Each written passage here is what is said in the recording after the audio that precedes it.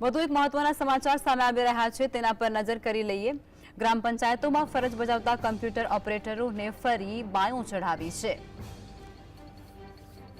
Village computer ઓપરેટરોમાં ફરી એકવાર લડતના મંડાણ અત્યારે જોવા મળી રહ્યા છે। ત્યારે સાબરકાંઠાથી આ જાણકારી અનેક રજૂઆતો છતાં કાયમી ન કરતાની સાથે જ ફરી આંદોલનનું શસ્ત્ર તેમના દ્વારા ઉગામવામાં આવી રહ્યું છે। 11 ફેબ્રુઆરીએ ગુજરાતના 14,000 વીસીઈ વિધાનસભાનો ઘેરાવો કરશે તે પ્રકારની જાણકારી સામે આવી રહી છે। કમિશનથી કામ કરતા વીસીઈનું સરકાર શોષણ કરતી હોવાનો આરોપ પણ તેમના દ્વારા લગાડવામાં આવી રહ્યો છે। ગ્રામ પંચાયતોમાં ફરજ બજાવતા કમ્પ્યુટર ઓપરેટરોએ ફરી સરકાર સામે બાયો ચઢાવી છે।